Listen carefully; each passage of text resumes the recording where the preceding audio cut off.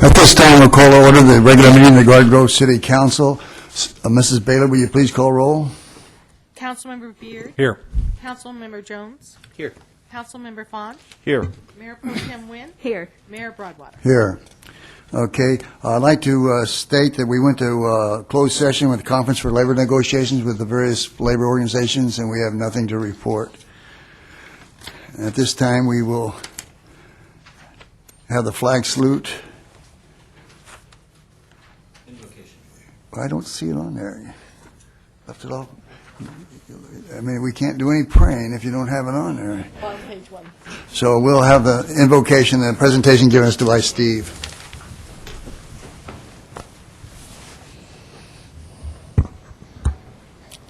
Creator of all, thank you for summer. Thank you for the warmth of the sun and the increased daylight. Thank you for the beauty we see all around us and for the opportunity to be outside and enjoy your creation. Thank you for the increased time we have to be with friends and family and for the more casual pace of the summer season. Amen. Please face the flag and say the pledge with me. I pledge allegiance to the flag of the United States of America and to the republic for which it stands, one nation, under God, indivisible, with liberty and justice for all.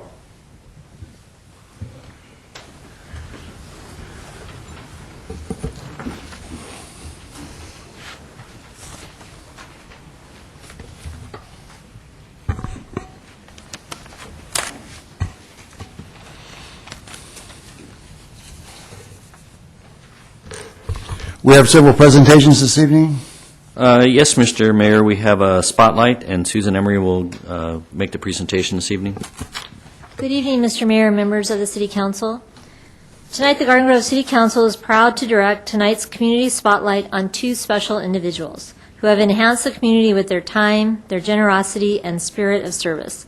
They are the 2013 Strawberry Ball King and Queen, also recognized as Senior Volunteer Man and Woman of the Year.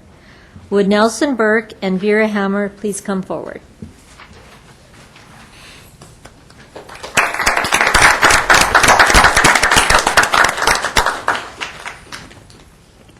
Let's begin with Nelson Burke.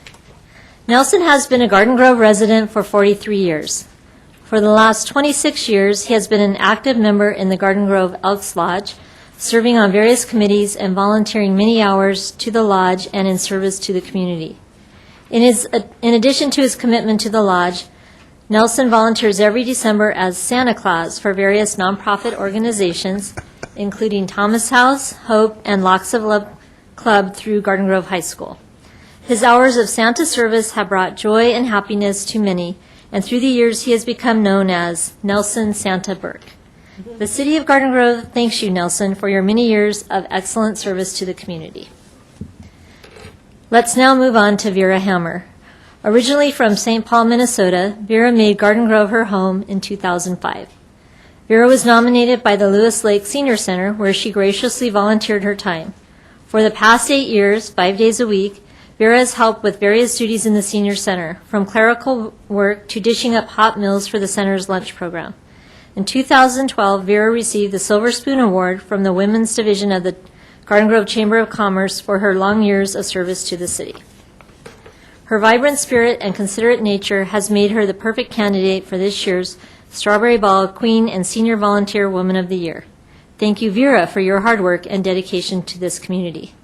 At this time, the Mayor and the City Council would like to present Nelson and Vera with a small commemorative gift and a congratulatory certificate in recognition of their influential roles to their clubs and the community. The city proudly recognizes them as the 2013 Strawberry Ball King and Queen and Senior Volunteer Man and Woman of the Year.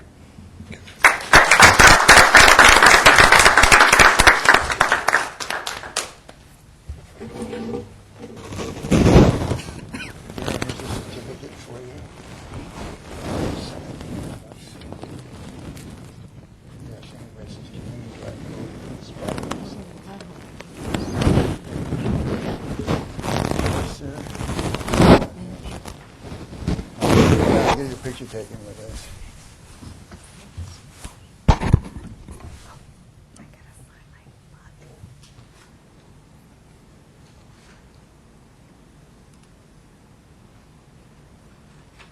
One more.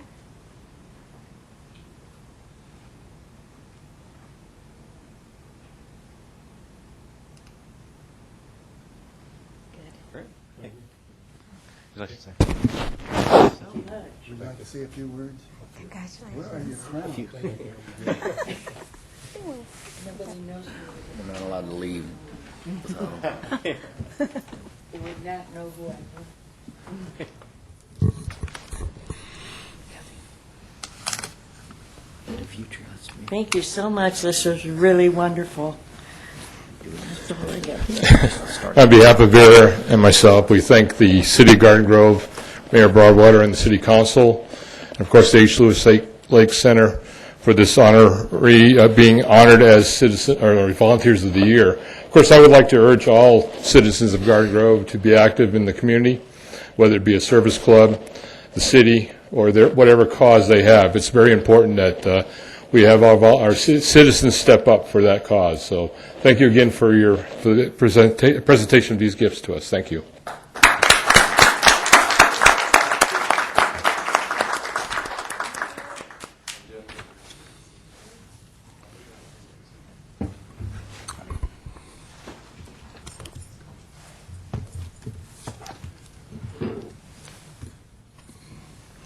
At this time, we'll go to oral communications to be held simultaneously with the successor agency in the Sanitary District. Greg Gillespie? I'm really messing this up a bit. But.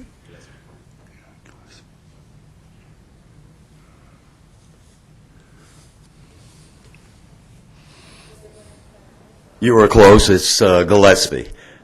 Mayor and Council, good evening. It's a pleasure to be here tonight.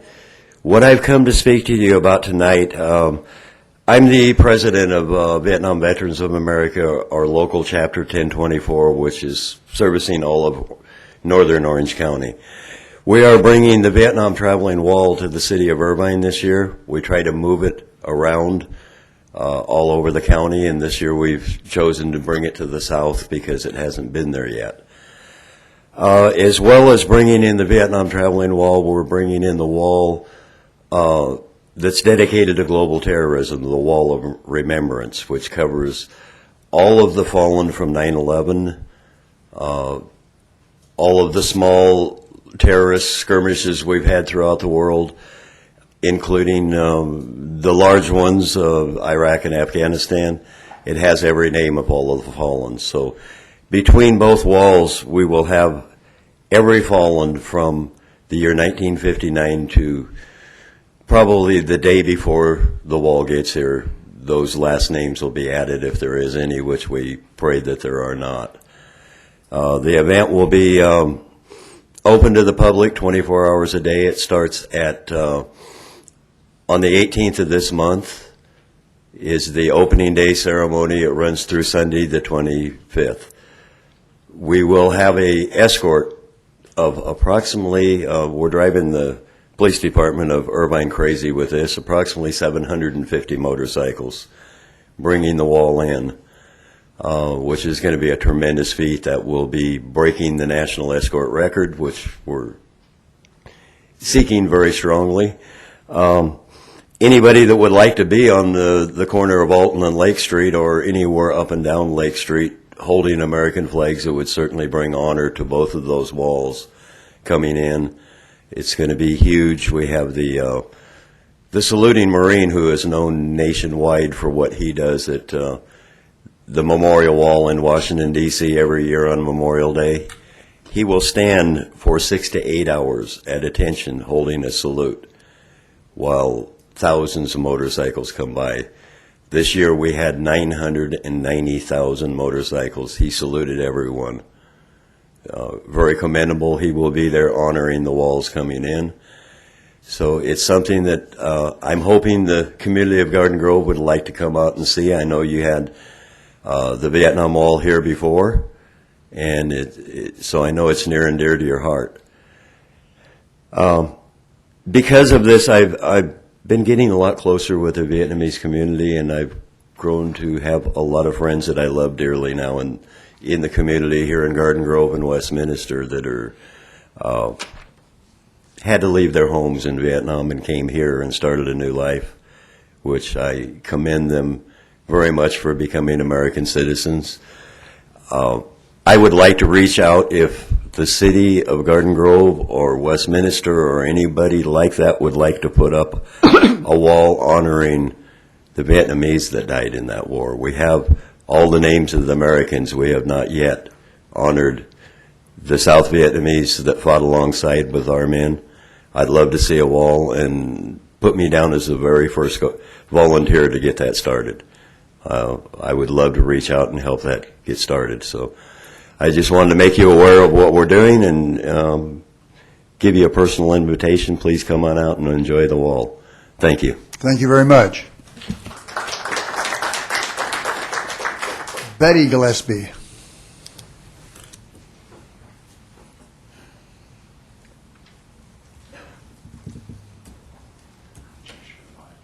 Good evening, Mayor and Council. I'm here to give you the opportunity to become city number 9 in our program for the Red Shirt Friday program. It amounts to no money. You just need to wear red on Friday to support our troops. It actually stands for Remember Everyone Deployed. And through the proclamation, your city can become number 9.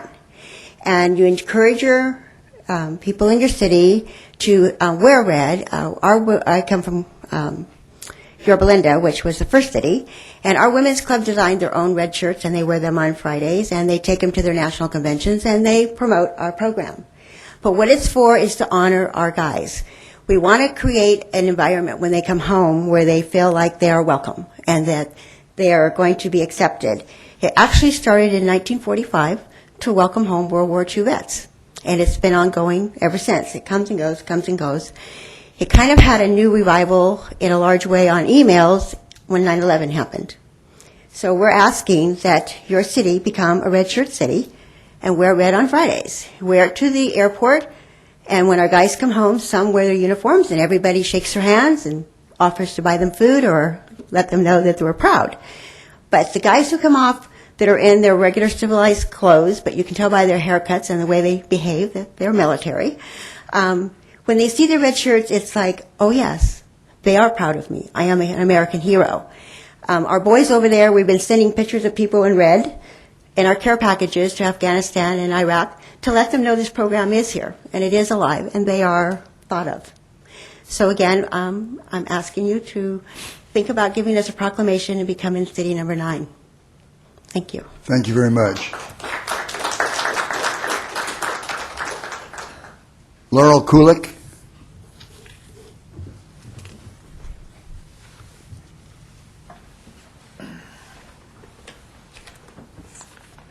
Good evening, Mayor and members of the City Council. My name is Laurel Kulik, and I have been a Girl Scout leader in Garden Grove for 7 years. And I'd like to speak to you this evening about the need and benefit for adults and parents in Garden Grove to step forward and volunteer as Girl Scout leaders in our community. I have 2 daughters, ages 14, and this is my 16-year-old daughter, Rachel, and they have been members of Girl Scouts for over 8 years. When they entered elementary school, I was eager for them to join a troop, hoping that they would have the opportunity to participate in unique experiences and activities that I did when I was their age. After their first year in Scouts, there became a need for parents to fill leadership vacancies in order for their troop to continue. And seeing the benefit of Girl Scouting for our daughters and their friends, myself and 2 other mothers took on the challenge. And over the past years, we have seen them grow from young girls who wanted to get together just to make crafts and play games to young women who are making a real impact at their school and in their community. Service projects that they have planned over the past 8 years include fulfilling wish lists for local animal shelters, running canned food drives and packing food boxes at food banks, harvesting neighborhood-backed fruit and to feed the hungry in Garden Grove, making homemade cookies at the Ronald McDonald House to encourage the families of critically ill children, and serving monthly at Emeritus Assisted Living in Garden Grove to organize and also organizing a carnival-themed birthday party at a homeless shelter. Girl Scouting is and always has been a girl-led organization, meaning that our troops and the activities that they plan and participate in are just as unique as the individual girls and their likes, strengths, and opinions. With the younger scouts, we call our volunteers leaders because it is by their example that we guide the girls in planning their troop meetings and activities. But as the girls get older, such as my daughters, and they progress through the levels of Girl Scouting, the adults are no longer leaders, but advisors. That's our time to kind of step to the side and see these young girls rise up and do their own directing and their own planning. They lead their own meetings, and this has really been the most rewarding part of my job as a Girl Scout volunteer, is just to see them brainstorming their ideas, to plan activities. They develop their plans, they assign tasks to all the members, and just to see them taking action in their community, either whether it's earning an interest badge or doing a service project. Girl Scout volunteers in Garden Grove reflect the diverseness of our city. We come from all backgrounds and all walks of life. Many of us work full-time or part-time alongside other involvement in sports, school, and other community activities. But this is not just for parents, but college students, business professionals, and retirees can all make contributions towards helping girls learn new skills, share their career experiences, and assist in events or even our famous cookie sales, just to name a few. Right now in our community, there are girls who are eager to join Girl Scouts but are waiting to be placed in troops because there is a need for adults to step forward to lead them. And there is no better investment in one's time than encouraging the next generation to be the best they can be, reach for their goals, and develop leadership skills necessary to impact their schools and community.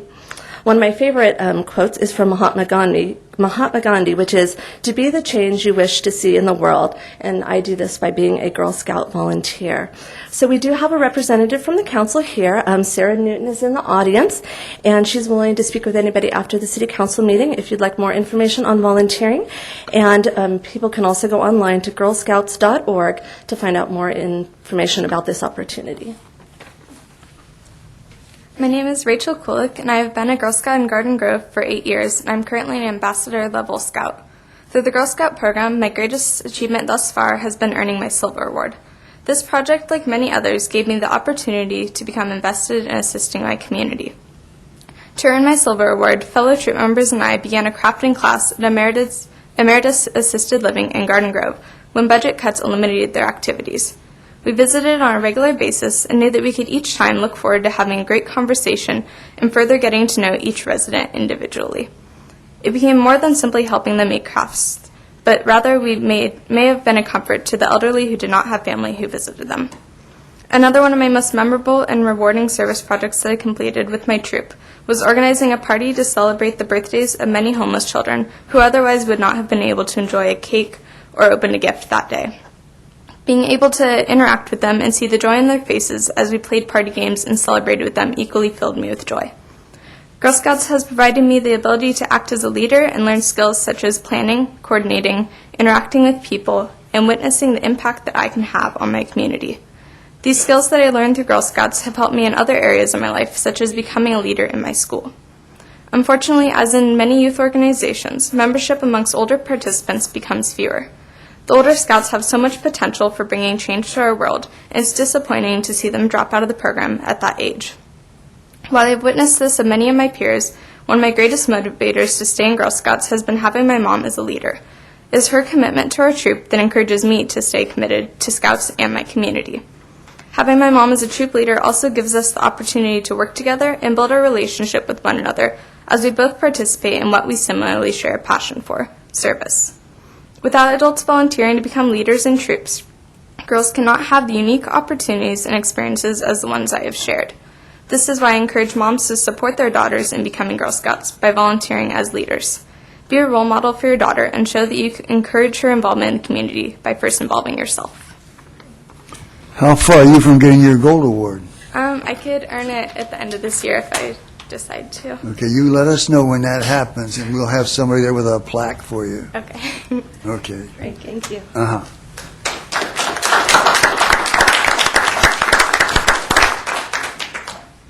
Linda Watchner? Close.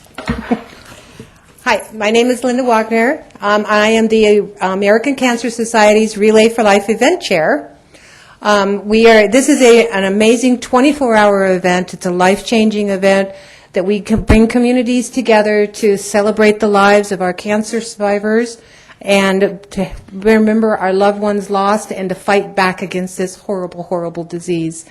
That's why we've decided to bring this event to Garden Grove, and we will be having a Relay for Life right across the street this Saturday at Garden Grove High School from 9 a.m. to 9 a.m. With the community support that we've received for this event has just been absolutely amazing. From our large donor sponsors like Walgreens and Hyundai Kia, PetSmart, the community has really come out. Lots of our community city members, businesses. Councilman Crepon has also formed a team and will be joining us out at our event. And this is mostly a family, fun-filled event that will be celebrating our cancer survivors.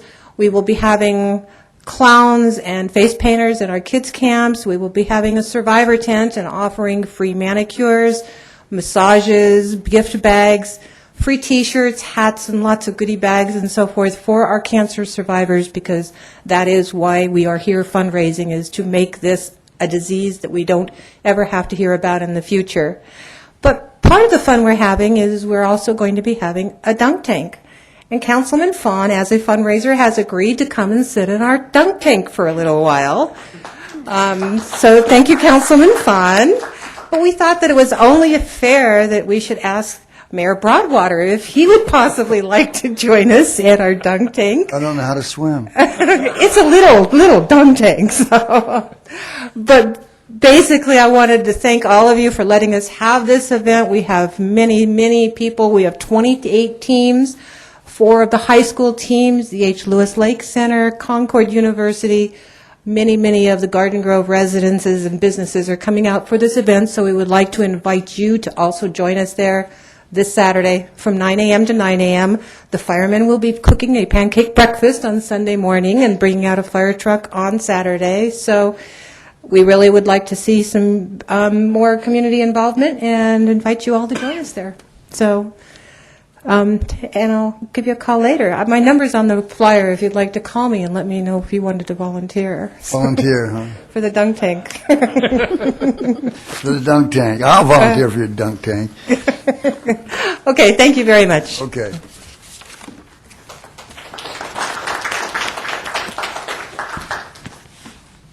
Heigs. How do you pronounce that? Is it Eric Heigus? Yeah, that's it. Eric, you're next.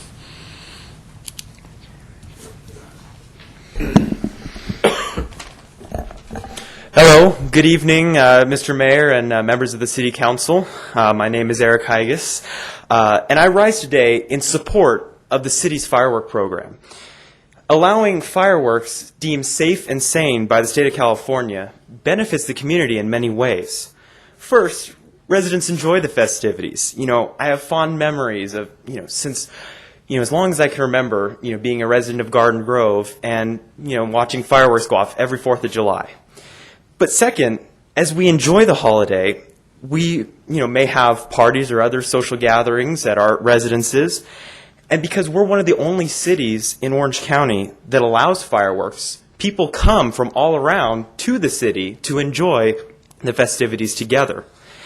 And, our city has a great Buy in Garden Grove program. Well, what better way to get people to buy in Garden Grove than to come here?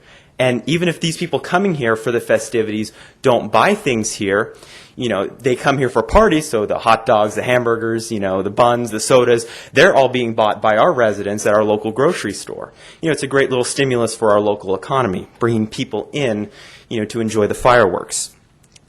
And, I was at Ralph's on the 4th of July at 1 o'clock, and it took me almost 10 minutes to check out. Now, that might not be a good thing for me, but it's a great thing for our local economy.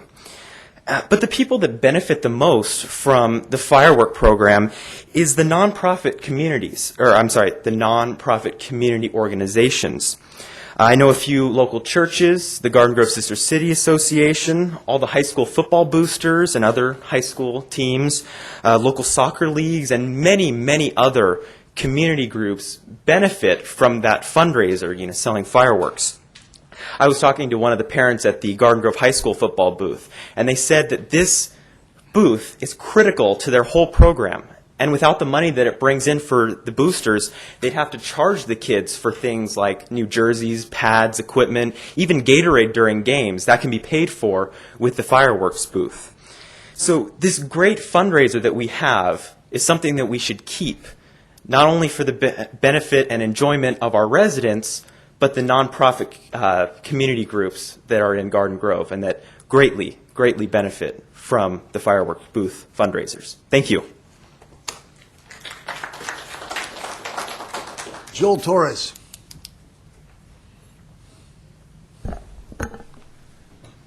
Good evening, Mayor and City Council members. Well, my name is Joel Torres. I'm an Orange County resident. I've lived and worked in Orange County for over 50 years. I'm here in an effort to share of an economic solution that may greatly benefit your city. I'm here today representing a worldwide humanitarian funding institution in which I'm a volunteer leader for the H. Martin Foundation Far East Humanitarian Services. The H. Martin Foundation is reaching out to mayors throughout Southern California as I'm here today with the intent to provide funding for the city's various programs and projects that provide services and jobs. The funds are privately owned. They are recognized by the highest monetary authorities and U.S. government. Now, the funding of the foundation is not a loan. It is not a government grant nor a donation. What the H. Martin Foundation would like to do is collaborate with local government in building a model project called the H. Martin Global Community Center. And this would serve as a model project, sample model project, I'd say, before the H. Martin Foundation goes public here in the U.S. Now, this center would house nonprofit organizations and humanitarian agencies that would provide services and also provide jobs for the community. Now, the H. Martin Foundation would also consider 100% funding for all existing projects to create local jobs and services for families such as free childcare, before and after school programs, complete scholarship programs, disaster relief and community development center, or network, excuse me. Now, once these projects are funded by the foundation, all volunteers and leaders will receive salaries and complete benefits, as mentioned, as the free childcare and scholarship programs would also be added to those benefits. Now, this would also greatly encourage many to get off of welfare and be able to receive the mentioned benefits working with those in these various projects. In closing, I do have some handout materials with my number and a website you can go to for more information and a brief explanation how we would like to collaborate with your city during the funding process and to better understand certain expectations. So if you are interested, please give me a call and I will initiate an appointment for you to meet the principal of the foundation. So if anyone does have any questions, I will be more than happy to stay after the meeting and answer those questions. And with that said, thank you so very much for allowing me to present the H. Martin Foundation and sincerely hope we can work with your city. Thank you. Can I give this material to okay. Jason Pearson. How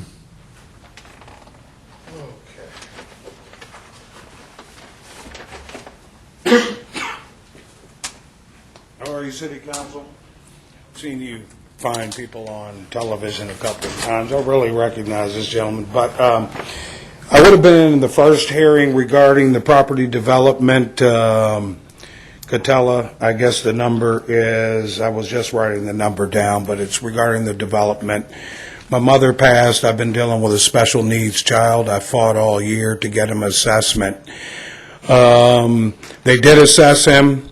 Very disappointed with the district's outcome on their planned program for next year. This boy went to school every day for the first 2 months to every class. He ended up with 107 truancies. He was sent to the boys he was ditching with on Saturday. I just been through that. Then my mother passed. Then while all this is going on, I was told after fighting for my property since 1997, I had to rebuild in 2005. Code enforcement threatened abatement on me. I went and got the county record, took it to the planning department, and they told me, you know what you can do with that piece of paper? We don't have the permits. I'm not here to get ugly. I'm just stating the facts that I built a 3,800 square foot home. Fought the manager who's on Tibbs Circle down the way. I didn't fight him. I wish he would have wanted to fight, but he called code enforcement on me because my daughter called. One of his wild parties that he had, he brought the people from the apartments, tried to drive me off my quarter acre. It didn't work. There's nothing the man could do. He watched me build the 3,800 square foot house. After I go through all this, calling in the graffiti, it's all in the letter along with the photos. After I go through all this fighting for my property, I find now that they're basically going to develop the church. The church needed developing because of the homeless and the problems that we have back there. I've had to call in parking and these types of things. It needed something to be done with it if they weren't going to fence it and use the property. But now, after all the work I went through, I have a pool in the backyard. Now we're talking I'm going to get a development with 2-story homes, and after all that work I did, now I lose my privacy possibly. I took photos, I have copies of them, of what the 2-story developments have done to residents. The gentleman across catty corner from me, nice Asian man, my son plays with his kid. He built his fence up 15 feet with the lattice and fiberglass to privatize himself from those apartments. The people around the corner have all grown evergreen. We have problems. The gentleman that lives next door to me, the only person that would buy the property to the previous manager, who thanked me for kicking the kids from the apartments off the street, the only person that would buy that property because they built businesses on Catella that overlook his backyard. So nobody wanted that house because they had no privacy. Not only that, they saw the apartments down the way. It's an interesting scenario. We've got shopping carts. I've got pictures of people letting their property go. I call the graffiti in. I have single-handedly fought for Donna, the lady across the way. I've single-handedly fought for the gentleman, Jack, the apartment manager. He brought numerous people out to play basketball. We can hear the thumps in the house. I went and asked Jack, "How are you doing, Jack?" He said, "My wife's having heart palpitations." I told the neighbor this. He said, basically, screw the neighbor. But anyway, long story short, gentlemen, I hate to bring all this to you now. It's just coming on me after all the work I did building that house. And it was difficult because they changed inspectors. The draftsman was wrong. I had to tear the whole house down. I had to leave with my wife. Finally get it built, and after all this, now the development in the back. After what I've seen in the neighborhood with the Mitchmack businesses, the apartments overlooking the gentleman's house, I don't know what was built first. Was it the apartments or the homes? I'm imagining someone developed and built the apartments over the homes. So these people live now under the microscope of a bunch of knuckleheads, depending on whether those are good kids. I'm sure they're not all bad. It just is what it is. In fact, what I'm here to say, I'm here to give you all that information, copies of the pictures where we have this Mitchmack neighborhood. Also, I don't know if you're aware, Anaheim blocked our access on Palmwood off. Then they blocked our access to Albertsons off. And no one, I guess, fought that. Now we have to go down to Dallas, which is right in front of where they're developing. And when we come out Dallas behind the bushes, I did call their planning department because, as you'll see, I call on all these items. I've really fought for my property and my life. But anyway, there's an island they put on Catella. Catella's a 45-mile-an-hour limit. Well, you know how people go 5. It is very dangerous. I also put pictures here. And I don't even know if the island that they put where we're supposed to go around, I've never seen a fish-type island. This thing is neither or. All it does is put you in a bad situation. So when I looked and I started, catching up after my mom passing and stuff and found the letter, I said, I'm going to put it down for you, what I've been through in this city. I love Garden Grove. I was once, somebody bad-mouthed me. I'm a head custodian in Cypress School District. One person came in, they said, where do you live? I said, Garden Grove. They said, Garbage Grove. Well, ironically, Garden Grove won the pentathlon that year. So I was proud of that. Of course, she came back with her daughter, second in the nation in math. But anyway, Long story short, I personally believe with all this mishmash business, apartments here, residents here, now they're going to build new two-story homes here, which are going to affect this. You have the problem of Catella. They should have done a double light to let the people in Palmwood. I saw down, my brother lives at Dale. I see down at Dale, Anaheim put an island in, but they get to come out of that island, and they're only 75 yards from the red light. And we're blocked in, and everybody has to come out this dangerous area. Ironically, the way I see it, the way it all ties together is they need to, if they're going to do something, they need to buy the homes, they need to give me my property value in an area that is a decent area, remove all the homes and clean the whole mess up, probably all the way down to Kmart. Jason, you've had the red light for a couple of minutes. Oh, I'm now. sorry, sir. I'm sorry. But as you can see, I've been through a lot. I figured I'd come, let you know. Like I say, I love my city. I fought for my property value. And once again, as soon as I get the house built, by the way, they cut me short. They started hitting me for my property taxes before the 50% was up the state. So we're kind of to the kilt there. But I'll just leave these with her. I really thank you for your time. I hope it's not overkill, but, I just thought I'd let you know. Thanks a lot.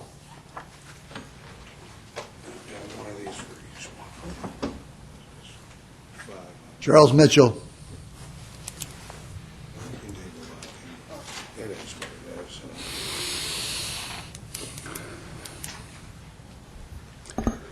Good evening, Mr. Mayor, members of the council and staff.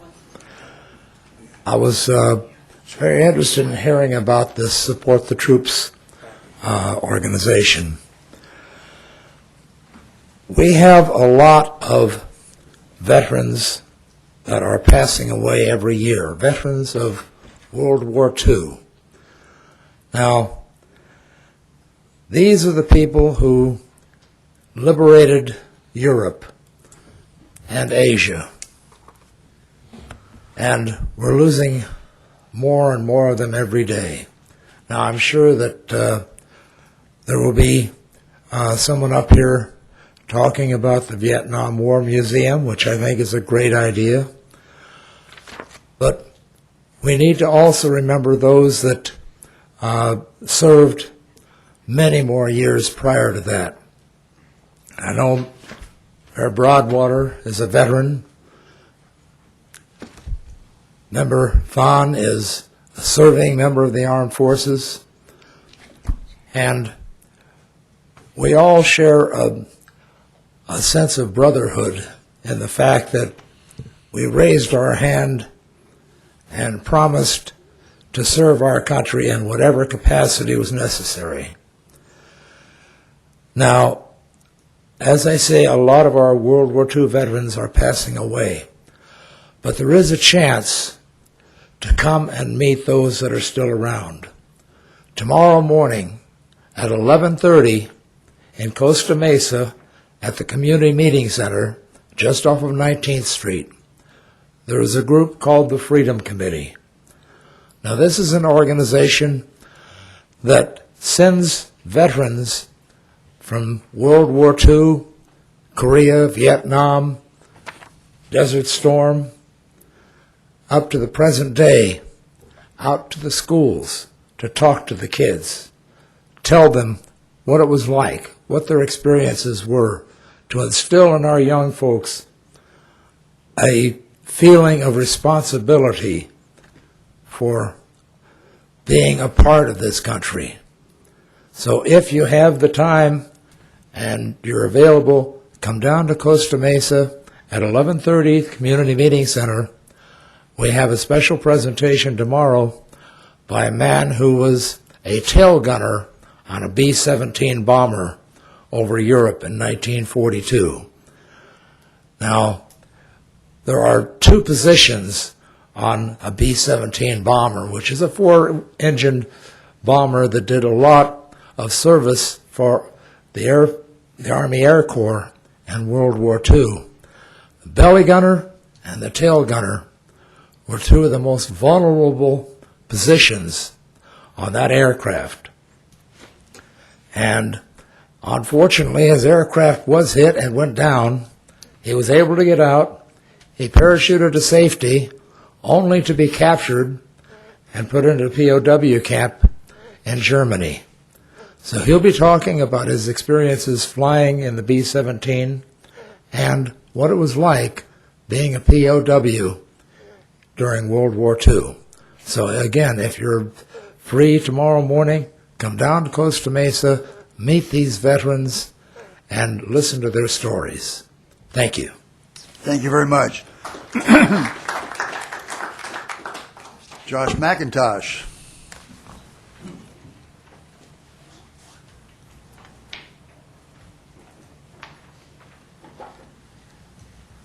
Good evening, Mayor. Good evening, Mayor, Council, staff, and the good people of Garden Grove. I'm going to immediately jump on the bandwagon with these patriotic statements here, and Mr. Gillespie really touched on something that Bruce, you and I were talking about this past week with the Red Shirt Fridays. I didn't know it went all the way back to 1945, but it's certainly a good idea to continue with. I had been mentioning to you that the Vietnam Veterans Museum should bring up a fundraising program where we have our official Garden Grove red shirts for Friday with all 5 branches of the military and the words "thank you" across them. I still think it's a great idea and something that should be considered for the museum as a fundraiser.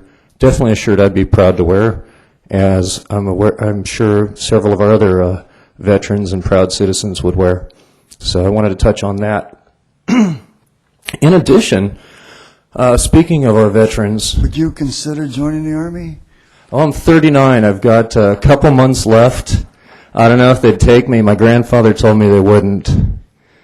But in any case, something to consider would also be a local historic monument near the Garden Grove Hospital at Palm and Garden Grove Boulevard, where we once held a POW camp right here in Garden Grove.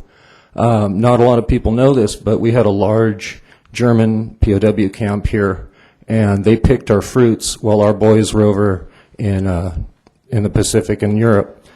So that would be something of a local landmark. I think that would be a nice touch for our city. We are the Purple Heart City. Now, moving right along. I did want to thank you for your time the other day.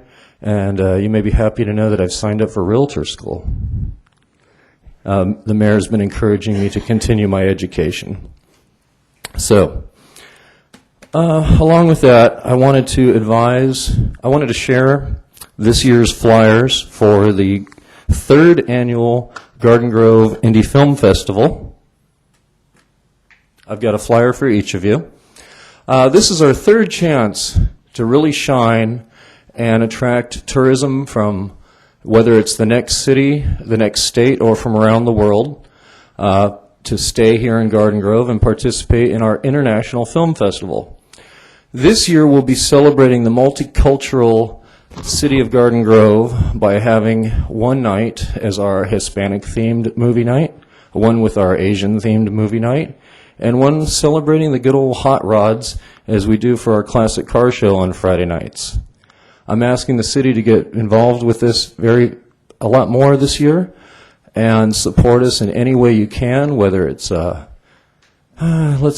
financially so much, but possibly making things easier for us to throw a great celebration down on Main Street.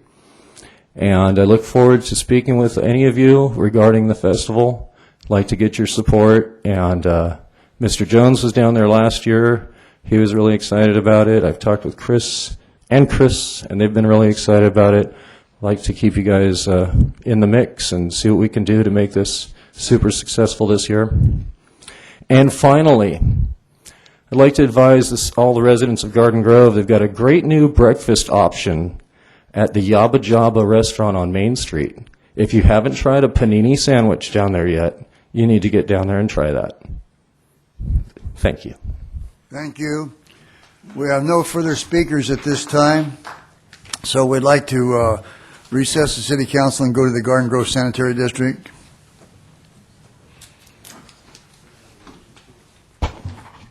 Either one, agency or sanitary district. Sanitary District goes first. All right. It was here before the, Madam Clerk, you want to call a roll? Member Broadwater? here. Member Jones? Here. Member Wynn? Here. Vice President Beard? Here. President Fawn? Here. We've covered oral communications previously. We'll go to consent items. I have a motion for items 2A through 2C. So moved. Second. Call for a vote. Motion received, 5 yes votes. There's no public hearings, no items for consideration, and any matters from the board. None. All right, we'll adjourn. Our next meeting is canceled on July the 23rd, and our next meeting will be here on August the 27th at 6:30. And we'll recess President, back. if you don't mind, Yeah. if we can adjourn to August 13th. Oh, August 13th, Yes. so there's a clerical. Correction. Okay, Correction. August 13th it is. Thank you. And back to council. Thank you very much. At this time, we'll go to the successor agency. Thank you, Mayor. We'll call the July 9th meeting of the Successor Agency to order. Madam Clerk, would you like to call roll? Member Broadwater? Here. Member Wynn? Here. Member Fawn? Here. Vice Chair Beard? Here. Chair Jones? Here. We already did oral communications simultaneously with City Council, so consent items. Move to approve. Second. Call the vote. Motion received, 5 yes votes. Thank you. No public hearings, no items. Any matters from agency members? None. We are adjourned, and it says the July 23rd meeting is canceled. So we're adjourned to August 13th. Okay, at this time, we'll reconvene the city council, go to consent items. Mr. Mayor, you have items 6A through 6L, and it's recommended that these items be acted on simultaneously unless a council member would like a discussion separately. Any discussions? Entertain a motion. I'll move them all. Second. Call for the vote. Motion received, 5 yes votes. Let's go to public hearings. Mr. Mayor, I'm going to, just to avoid any appearance of impropriety, I'm going to recuse myself on this one because I have a business relationship with the applicant.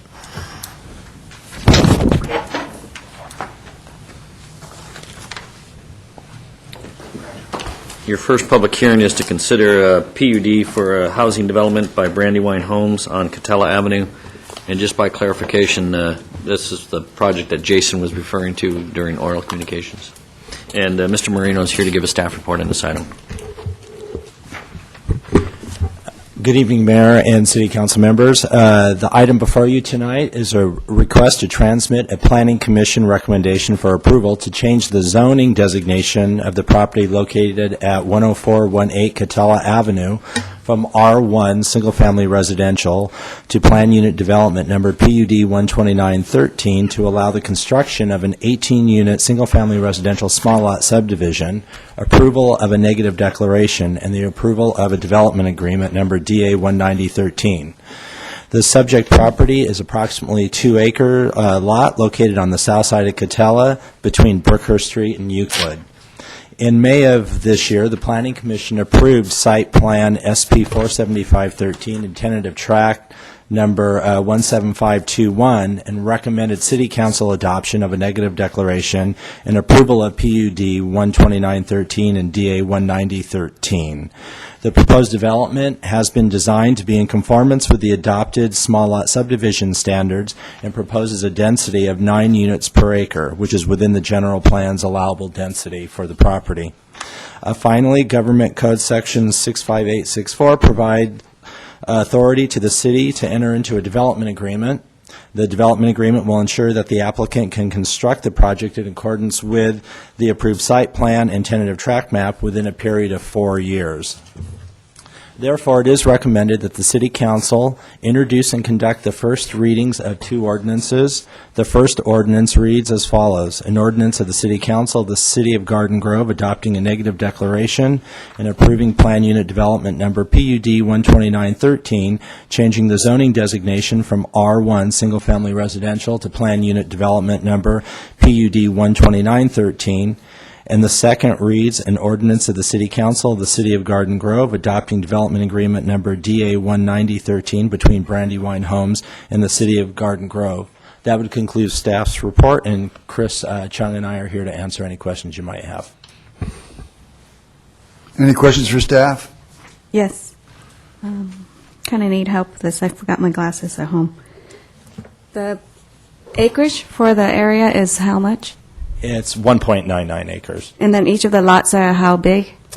That's a good question. They're 34 by 1. What are they, Chris?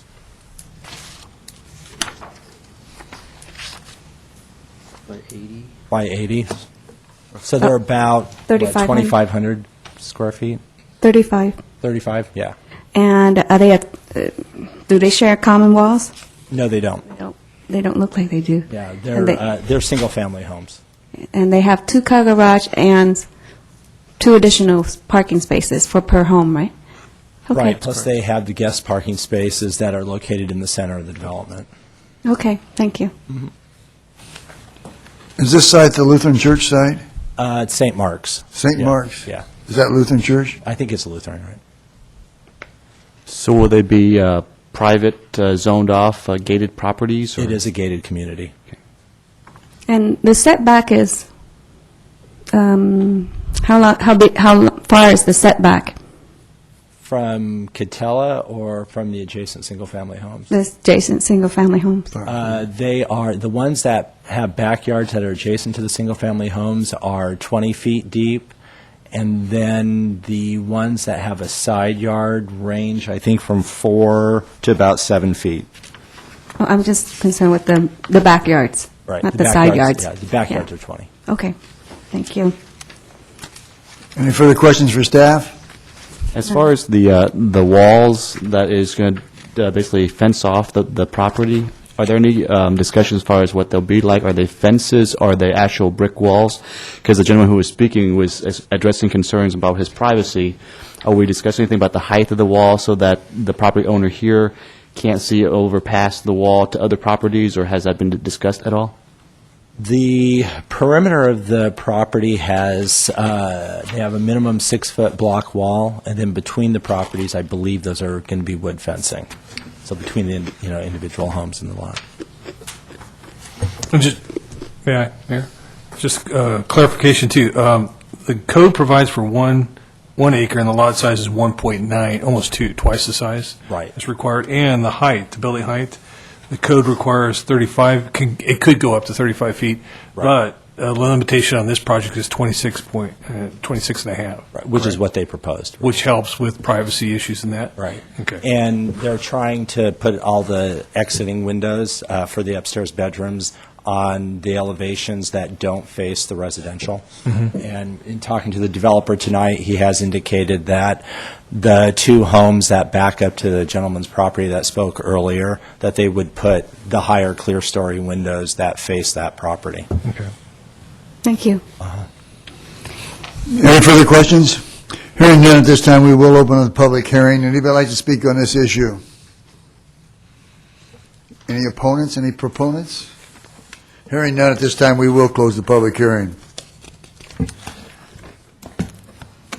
Ladies and gentlemen, what is your choice here? Mr. Mayor, I'd like to move approval. We have a motion to approve. We have on the first ordinance, so we'll take them separately. Yes, 7A1.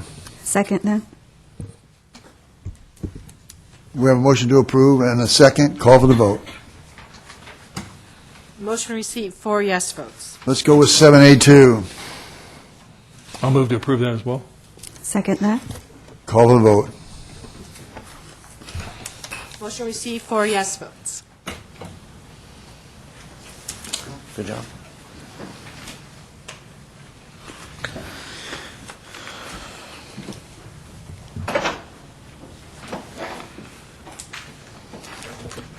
We go to 8A.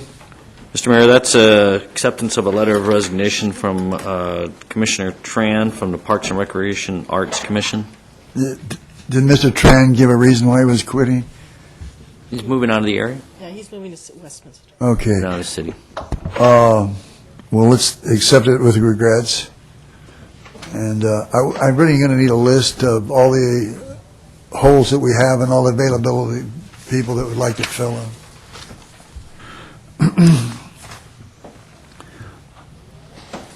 Okay, let's go to items for consideration. Mr. Mayor, 9A is an approval amendment with the agreement with Scott Fidakis and Associates, and Elena Chang is here to give a staff report on this item. Thank you, Mr. Fertal. Good evening, Mr. Mayor and council members. SFA has provided a comprehensive plan check review of building plans for compliance to state and local codes for the city since 2007. The amended term of this contract extends the original contract through June 30th, 2014, with total compensation not to exceed $500,000, which is funded entirely with plan check fees paid for by the developer. This is an increase of compensation from $250,000 in the original contract due to a one-time increase in demand for plan check services related to the Water Park Hotel. As the plan check review for the Great Wolf project is currently underway, it is important to extend the agreement for efficiency purposes to allow SFA to continue and complete their plan review. Staff anticipates obtaining bids for a new plan check contract for fiscal year 2014 through 2015. The amount in the contract is budgeted in the general fund, and no additional budget allocation is needed. Therefore, staff recommends that the City Council approve Amendment Number 6 to the agreement with SFA in the amount of $500,000 for 1 year for plan check services, and authorize City Manager to execute the amendment and make minor modifications as appropriate thereto. This concludes staff's report, and staff is available for any questions you may have. Thank you. Could you tell us where Scott Fidakis and Associates are located? They're located in Irvine. Okay. And have we had any experience with them at all?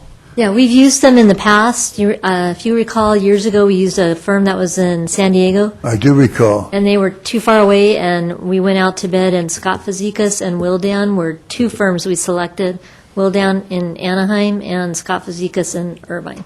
Are we still using Wildan? We're still using both firms. Entertain a motion. I have a question. You have a question? Yes. Go ahead. This amendment is from what date? It is from, I mean, the original agreement was what date, and what are we amending? okay. The original started July 10th, 2007. That's the original agreement. Oh, okay, so it's been a while. Yeah, Because I thought it came up just recently, so that wasn't it. It comes up for like a reamendment each year, but to go out to bid, and we haven't gone out to bid, we just keep amending this contract. I see. We're going to look at doing that next summer. Okay, that's why I saw it recently. Mm-hmm. Okay, and then from the last one, what's the amount that we are amending? The last one is $250,000. Yeah, it's not actually an amount it's an amount that's collected through fees. So it isn't necessarily an amount that's allocated from the general fund. It's based upon, we only pay the consultant as much as we collect I see. from fees. So it's completely self-sustaining I see. through the amount developers contribute. So essentially, they're paying their own plan check costs. I got it. Thank you. Well, you got to give them credit. If they've been here for 2 years and I haven't heard anybody complain about it like they did San Diego. The other thing that's important with this firm is since we've been working on the Water Park Hotel, which is a very complicated project, especially with the water park portion of it, Scott Fidakis has been sitting in on meetings advising the developer as he goes as to what the codes are, since they're not a California builder. And that way, we've been able to get some really good service from them so that when they do submit for plan check, they shouldn't have to go through a lot of corrections. So we've gotten really good service from them. Okay. I move to approve. We have a motion to approve. Second. Call for the vote. Motion received, 5 yes votes. Let's go with 9B. Mr. Mayor, 9B is a contract with Sully Miller for a reconstruction project on Valley View, and Bill Murray is here to give a staff report on this item. Thank you, Mr. Fertel. Mr. Mayor and members of the council. Tonight, council is being asked to award a contract to Sully Miller Contracting Company for the reconstruction of Valley View Street from the SR22 all the way to the northern city limit. The work to be done is significant, and it will cause traffic delays in the area. I need you to understand that now. We are removing entire sections of the street, having to put it back because Valley View has completely failed. In addition, we're going to be reconstructing the center median, and that'll include new landscaping and new irrigation. The cost of this will be nearly $4.7 million, and staff received and opened 5 bids on July 2nd of this year and determined that Sully Miller was the lowest responsible bidder. Should the council decide to award the contract tonight, the contractor can begin work in August and should be complete by March of next year. This project was included in this year's capital improvement plan and will be paid for with Measure M, gas tax, and federal highway safety improvement funds. This concludes staff's report, and I'm available to answer any questions. When we dig up the asphalt and take it out, does that get reused again? The process that we're looking at using is a full depth reclamation, and we will take the existing materials there, grind them up, and infuse them with concrete to provide a good, suitable base. Well, if we're using the same stuff, do we get a discount on that? Not really. Okay. Any questions for staff? Yeah, question. It's going to be about 4 to 6 months, basically? I think it's at least 6 months. You're going from August of this year all the way to at least March of next. And that's not including any rain delays or any other issues that might come out. Okay, 6 months. And then how do you redirect traffic in that? It just gets down to one lane at certain times of the day? Or is it 8 to 5 it's going to be closed off? Or what's the impact? We're going to be doing the best that we can to work with the traffic through there and maintain as much volume as possible through the days. But the majority of the work is going to be done from 9 to 3. However, just for the contractor to come in the morning and get set up for the day's work, he may be there earlier. The fortunate part of this is that there's more of a commercial and zone, so to speak, so there's not a lot of residential stuff around there. But you do have apartments and what have you, so we're going to have to be sensitive to any of those types of noise issues. And we're just going to have to work through it the best that we can. And those are the peak periods before 9 and after 3? No, it'll be from 9 to 3. Okay, I'm saying the heaviest use is probably early in the morning and later in the afternoon. Correct. So it avoids those high volume times, if at all possible. 6 months. How long is this overdue? I mean, how long will this last? If we do this project, it's a major project on that section, will it hold up for 10 years, 20 years? Any timetable or time frame for durability?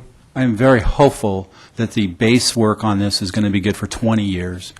And that's why we are going with a full depth reclamation on this, because with all the work that was going on in the SR-22, we weren't able to get to Valley View in our normal time span that comes up for the resurfacing roads.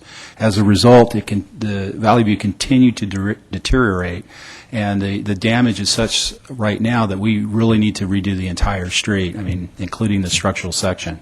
So if we do that, we're expecting a long lifespan. Well, with that, what's the timing for the freeway completion and all the detours that go through Valley View?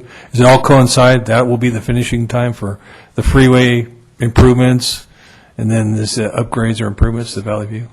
Unfortunately, they don't coincide completely, and we've notified OCTA that we will be starting work. We have use it or lose it provisions with this money. It has to be awarded by September. We were in the same boat with the median project on Lamson. We had to go forward with that and award that project and get underway with construction. There is still some detouring that's occurring going down Valley View into Lamson, and the Lamson project was able to deal with that. The Valley View project is going to be harder to deal with all that traffic. And noticing to the public, do we going to do anything, because this is a pretty big section and a pretty big impact of the volume. Was it 50,000 cars a day go down Valley View? I believe that Valley View is less than 50,000. But it's a very high volume street. I can get the exact number for you later if you'd like. Yeah. Will we do any special noticing to the public or anything? Just the routine signs and cones and this and that? for a project of this size, we'll be putting up the traffic control likely a week in advance of the construction, and the signs will flash, that we're going to be having the delays, and we're going to and to take alternate routes. This will be for this size of a project, the amount of work that we're going to be doing.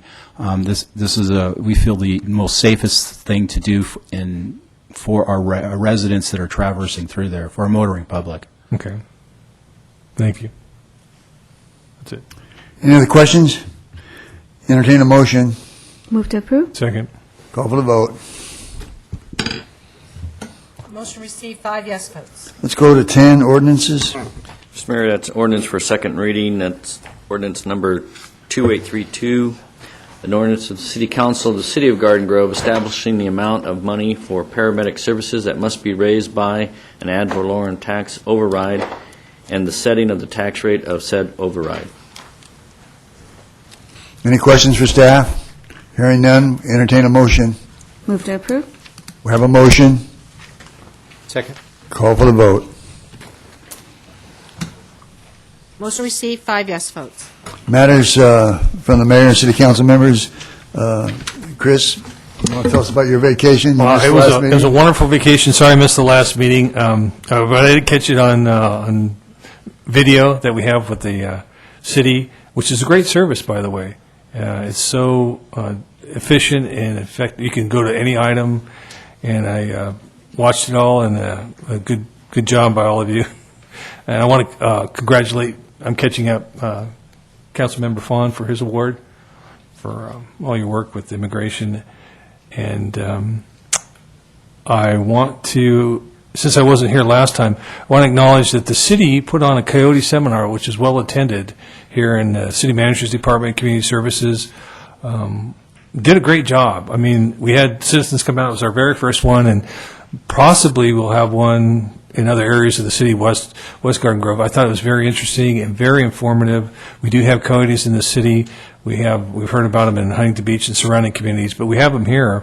I think they reported 55 last year sightings. So to citizens, it was a great learning opportunity. It's still on the website, the city website, to get information. If you have pets, if you're concerned, and it's very informative how we can live with them. But it's also best to know you should report any sightings of these critters in your neighborhoods and such. There's been a large amount, disproportionate amount probably in West Garden Grove because of its vicinity to other areas and openness.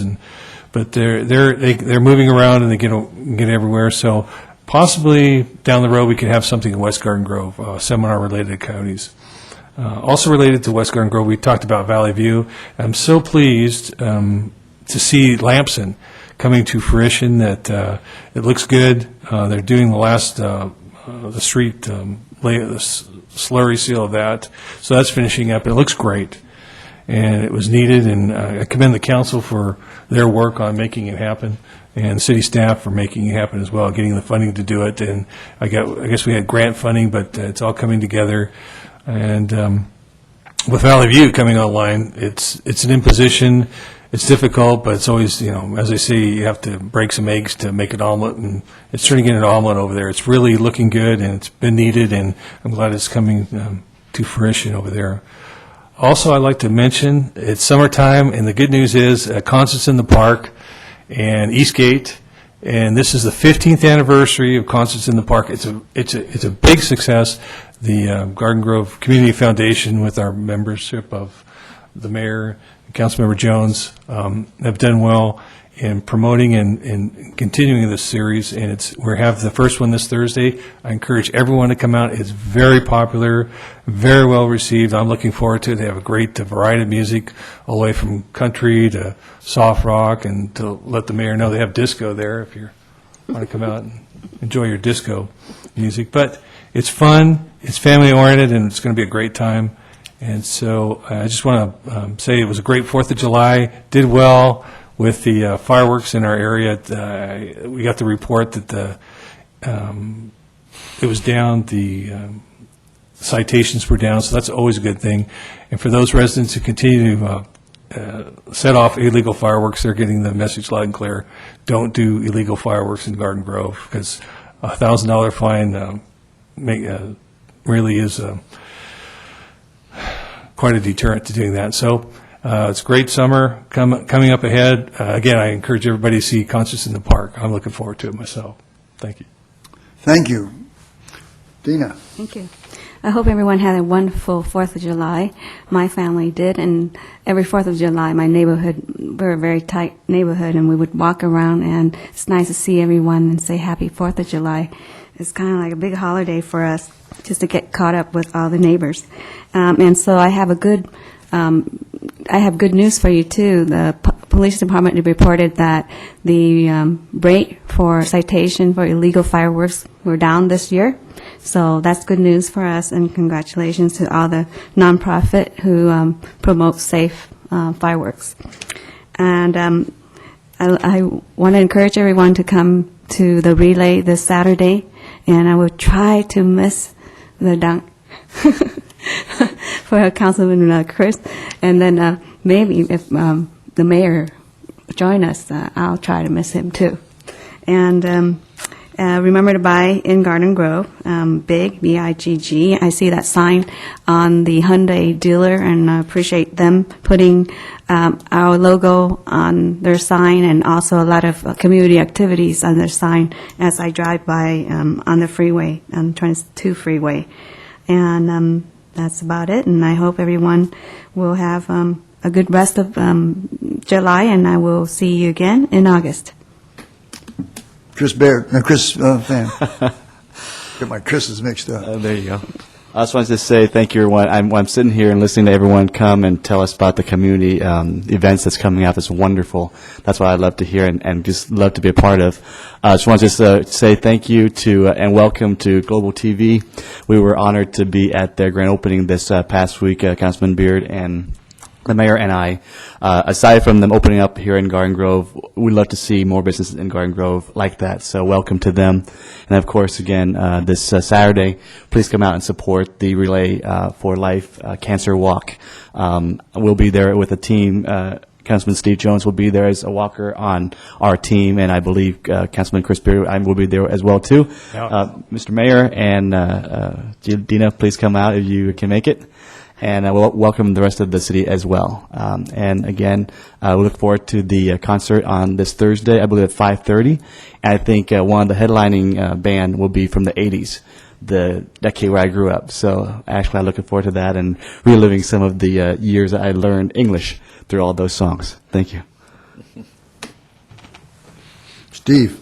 Thank you. I just want to tag on a couple topics that were already mentioned, but the first one is coyotes. So coyotes is not just a West Garden Grove phenomenon. I'm aware of 2 specific sightings of coyotes in Central Garden Grove, too, one of which being 4 coyotes in somebody's backyard in my own neighborhood, and a disappearing dog. So be careful out there, because, we got to, I guess, learn to live with them. And then second, just to tag on the concert, the Garden Grove Community Foundation does wonderful things for this community, including the free concerts, including the Christmas tree lighting ceremony that they participate in, and the golf tournament, and other cool things and just vibrancy that they add to this community. This concert is special, or this series is special, because it marks the 15th year anniversary of the Community Foundation. And so the concerts are free. You never see a hat out. You never see anybody asking for money. They're fun, free, family-oriented events. But this time around, we're suggesting everybody donate $15 for 15 years. $15 to commemorate their 15-year anniversary. So, dig deep and pull out $15 and show up and enjoy a concert, and let's keep them going for years to come.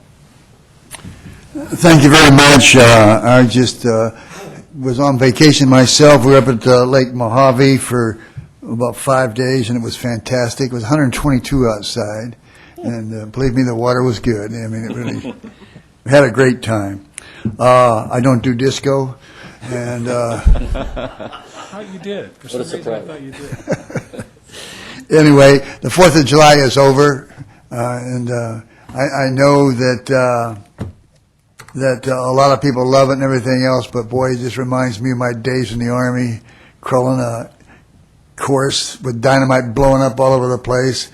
I don't know whether the stuff, how many 57 tickets, citations, but I do believe if they come down my street, they could have wrote all 57 citations on my street. It was definitely a war zone. So I'm hoping that we have 157 citations next year if it was like this year. So, and I would be interested to find out if the same people that order the legal fireworks are the same people that order the illegal fireworks and sell them in Arizona, which have a way of migrating to Garden Grove. Be fun to at least have a little fun with them on that. Anyway, we are not meeting again until Tuesday, August 13th at 5:30 p.m., and we'll see you all then, and thank you very much.